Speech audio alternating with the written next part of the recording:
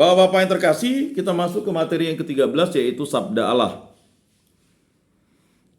Ingat akan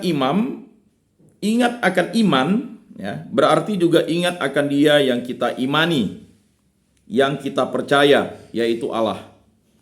Kita hanya dapat percaya kepadanya apabila Ia sendiri menyatakan diri kepada kita.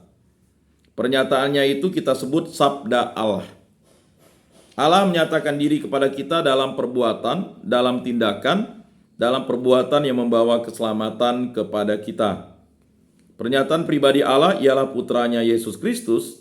Yesus Kristus adalah pernyataan pribadi Allah, wahyu pribadi Allah. Ia adalah Sabda Allah.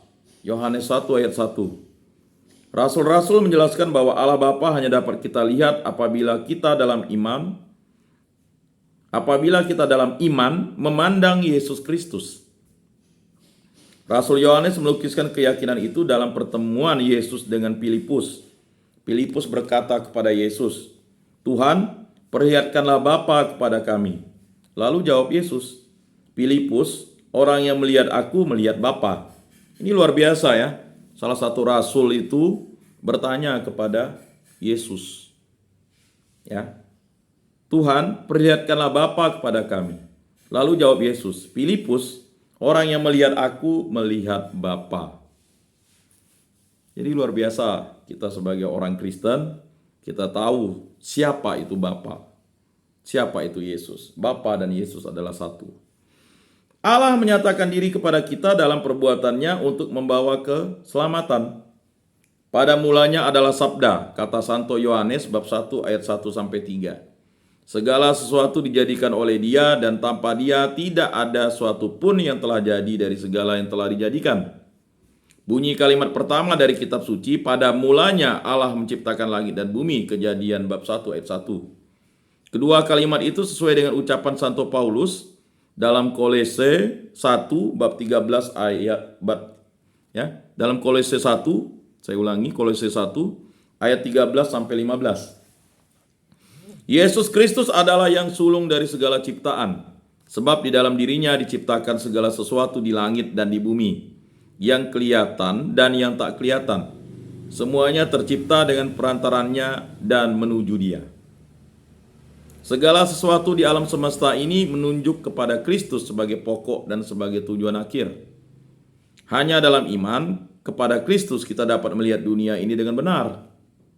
Batang padi yang merunduk diciptakan oleh Allah di dalam Kristus dan menuju Kristus. Kekuatan teknik, motor, dan listrik adalah kekuatan Allah di dalam dan menuju Kristus. Semuanya yang berada dan berkembang di dunia ini adalah Sabda Allah dan sinar putranya Yesus Kristus untuk kebahagiaan dan keselamatan kita bersama. Allah bersabda kepada kita dalam perjalanan sejarah. Sabda Allah makin lama makin terang menyapa kepada kita. Ketika manusia berada di bumi, maka tugas manusia adalah memenuhi bumi dan menaklukkannya. Kejadian 1 ayat 28. Hal ini berarti manusia bertugas untuk bekerja demi kepentingan bersama, bonum commune. Dalam memenuhi tugas itu, Sabda Allah menjadi semakin terang bagi manusia. Namun kita tahu bahwa manusia dari permulaan sering menghambat pelaksanaan tugas yang mulia itu. Kitab suci melukiskan egoisme manusia itu dalam contoh Kain yang membunuh Abel. Seluruh sejarah manusia mengenal pertentangan antara tugas dan egoisme. Dialektika atau pertentangan antara kebajikan dan dosa. Ketika telah tiba waktunya Allah memanggil suatu bangsa yang kecil di Asia Barat. Sabda Allah tertuju kepada bangsa yang kecil itu. Allah menyatakan diri kepada orang-orang Ibrani di bawah pimpinan Musa sebagai Tuhan penyelamat. Ia memimpin orang-orang Ibrani. Sabda Allah menggabungkan orang-orang Ibrani menjadi bangsanya sendiri. Dari Israel akan dilahirkannya seorang manusia, Yesus. Dia akan menjadi pendukung pribadi sabdanya. Israel dapat mengerti isi dan arti sabda Allah yang tertuju kepadanya melalui suara nabi-nabi. Mereka menyadarkan Israel bahwa semua pengalaman mereka merupakan tindakan Allah yang membawa keselamatan kalau diterima dan membawa kecelakaan kalau ditolak. Nah itu, kalau diterima membawa keselamatan. Kalau ditolak, membawa kecelakaan. Jadi kita sebagai orang Kristen yang sudah dibaptis, kalau kita mau menjadi berkat bagi sesama, kita harus menjadi orang Kristen yang baik dan benar seturut kehendak Allah. Tapi kalau kita menjadi kutukan adalah orang Kristen yang sesat, tidak mau tunduk dan setia dan mendengar dan mengikuti kehendak Allah. Nah, dalam sejarah Israel kita melihat suatu hal yang menyedihkan. Sesudah mendiami tanah Kanaan dan sesudah mendirikan suatu kerajaan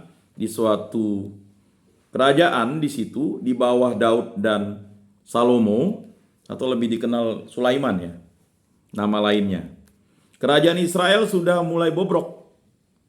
Kerajaan itu terpecah-pecah, sesudah itu kedua bagian berturut-turut jatuh ke bawah kekuasaan penjajah. Kerajaan utara runtuh, penduduknya terbuang dan hilang dari sejarah sampai sekarang. Penduduk kerajaan selatan terbuang ke Babylon. Timbul suatu krisis iman. Di mana janji-janji Allah? Nabi-nabi selalu menunjuk kepada pimpinan Allah untuk menimbulkan iman kepada sabda Allah. Akhirnya ketika tiba kepenuhan zaman, Allah mengutus putranya sendiri, Yesus Kristus. Sabda Allah pribadi. Seluruh sejarah dunia dan sejarah manusia sebelum Kristus merupakan zaman persiapan menuju Kristus. Seluruh zaman sebelum Kristus sudah mendapat terang, fajar dari Kristus. Matahari yang terbit yaitu terang dunia. Yesus Kristus adalah terang yang benar, yang menerangi setiap orang dengan kedatangannya ke dalam dunia. Yohanes 1 ayat 9. Dalam diri Yesus Kristus Allah hadir di antara kita. Dalam diri manusia Allah bersabda, Allah bertindak, Allah menemui kita. Orang yang menemui Kristus menemui Allah yang menyelamatkan. Kalau diterima, menghukum, ya kan? Kalau ditolak. Jadi sekali lagi, orang yang menemui Kristus menemui Allah yang menyelamatkan. Kalau diterima. Menghukum kalau ditolak. Ya, Allah membalas yang baik dan menghukum yang jahat. Dalam Kristus tampak kepada kita manusia yang melupakan dirinya untuk menjadi jalan bagi Allah untuk kita. Terutama dalam penderitaan dan salib, Yesus menjadi jendela kaca dari cinta kasih Allah Bapa untuk kita. Allah meneruskan penyampaian sabdanya, Yesus Kristus, di dalam umat gereja rasul-rasul. Sebagaimana sabda Allah mempersatukan orang-orang Ibrani menjadi bangsa, demikian pula sabda Allah, Yesus Kristus yang mulia sesudah bangkit. Mempersatukan orang menjadi bangsa baru, Israel baru, keluarga baru, umat gereja. Dalam diri Yesus Kristus, Allah telah menyelamatkan sabdanya yang definitif, yang lengkap. Dalam sejarah umat gereja, pengertian iman kita tentang sabda itu mengenal juga suatu perkembangan. Sejarah gereja adalah sejarah iman umat beriman. Penciptaan dunia dengan perantaran Yesus Kristus, sabda Allah kepada Israel dan sabda Allah dalam kepenuhan zaman, dapat kita baca dalam surat Ibrani bab 1 ayat 1-3. Dahulu kala banyak kali dan atas berbagai-bagai cara Allah telah bersabda kepada nenek moyang kita dengan perantaran nabi-nabi. Sekarang pada akhir zaman Ia telah bersabda kepada kita dengan perantaran putranya. Ia telah ditentukannya menjadi Tuhan dari segala sesuatu yang ada. Dengan perantarannya juga diciptakannya ada alam semesta. Dialah pantulan kemuliaan Allah dan gambaran citra wujudnya. Semuanya ditetapkannya di dalam sabdanya yang maha kuat. Nah, jadi Bapak-Bapak yang terkasih, jawaban-jawaban atau pertanyaan-pertanyaan yang kita cari-cari itu sudah disampaikan. Jadi kalau Bapak-Bapak masih belum mengerti, memahami, teruslah minta mohon bimbingan Roh Kudus untuk diberikan pemahaman iman.